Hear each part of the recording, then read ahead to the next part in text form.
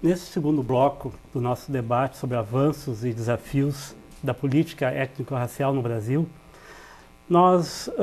eu pediria aos nossos debatedores que falassem sobre o Estatuto da Igualdade Racial, que recentemente foi aprovado na Câmara de Deputados e no Senado, e eu queria que eles dessem a sua opinião sobre o que constitui avanço, né, no Estatuto, ou se não houve esse avanço. Eu gostaria de começar primeiro com o Tiago. O Estatuto da Igualdade Racial é um projeto de lei do senador Paulo Paim, né, de autoria. Assim como ele tem o projeto do Estatuto do Idoso, Estatuto da Pessoa com Deficiência. Também participou muito da construção do Estatuto da Criança e do Adolescente. Tem um debate no Congresso Nacional do Estatuto da Mulher, do Índio e da Juventude. São alguns estatutos que estão sendo debatidos no Congresso Nacional e nós temos uma participação mais efetiva, mais direta, né? A ideia do Estatuto da Igualdade Racial nasceu de uma viagem que o senador Paim fez para a África do Sul. E na África do Sul, lá, na época do Apartheid, o Nelson Mandela estava preso, ele foi com uma delegação em nome do Brasil visitar a África do Sul e pedir a liberdade em nome do povo brasileiro. Não era o então deputado Paulo Paim que queria a liberdade, né? Mas o povo brasileiro, existia um movimento mundial que queria a liberdade do Nelson Mandela, que depois conseguiu acabar com o Apartheid. E lá ele conheceu a Winnie Mandela e recebeu a Carta da Liberdade. A Carta da Liberdade é uma carta que foi escrita lá pelo Congresso do Povo da África do Sul, né? Que tinha uma série de direitos e princípios para estabelecer a igualdade e contra o fim do Apartheid. Quando ele retornou ao Brasil, já em diálogo com o movimento negro, ele começou a constituir uma ideia de ter uma carta de princípios. Afinal de contas, a Lei Áurea é um parágrafo, né? Então, precisava de uma coisa mais efetiva que desse direcionamento para a população negra e não negra, que também paga o ônus, né, da desigualdade racial, porque o preço da desigualdade é para todos. E aí se começou a se constituir a ideia do Estatuto da Igualdade Racial, um estatuto que abordasse saúde, educação, juventude, questão quilombola, passando de forma transversal por todas as áreas e setores da sociedade brasileira e começasse a apontar caminhos.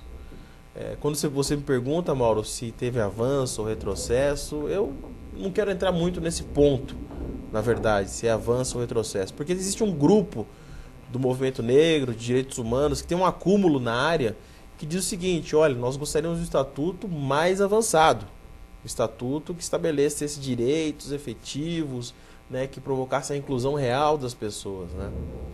Agora, se você perguntar para um outro setor que não está no debate, que tem feito com criatividade, tem implementado políticas de ações afirmativas nas universidades, em setores como a saúde, lá no Ministério da Saúde, o pessoal diz: olha, o estatuto ele vem para ser um marco regulatório, e para quem é do movimento social, quem é dos direitos humanos, sabe que a luta é constante.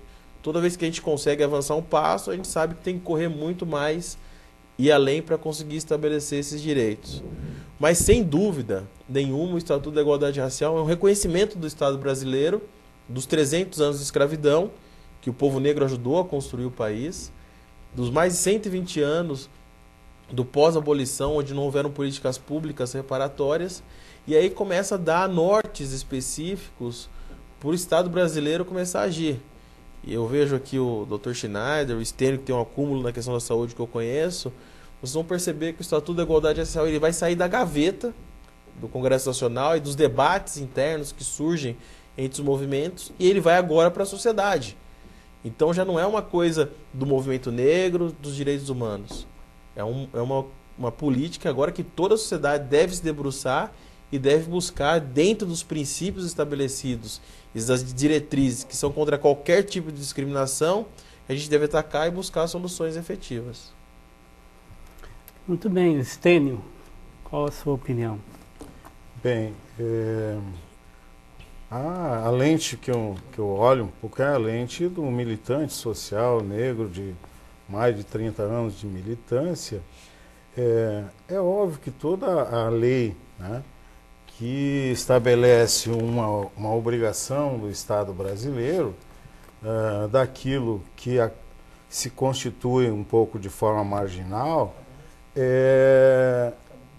tem um ganho, né? Não é possível dizer que não haja nenhum ganho. Mas, por outro lado, a higienização que foi feita no Estatuto original, né?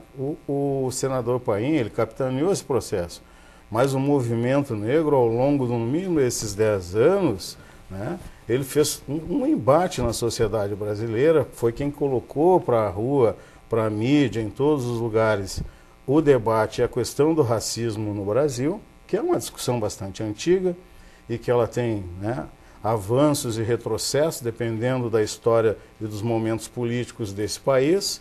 Né? Na década de 30 do século passado, o movimento negro foi proibido de se reunir, de coisa do gênero, né? A Frente Negra. Durante a ditadura fomos sufocados novamente, então ressurgimos a partir dos anos 80 na luta contra a ditadura, que era a luta de toda a sociedade brasileira por um outro país.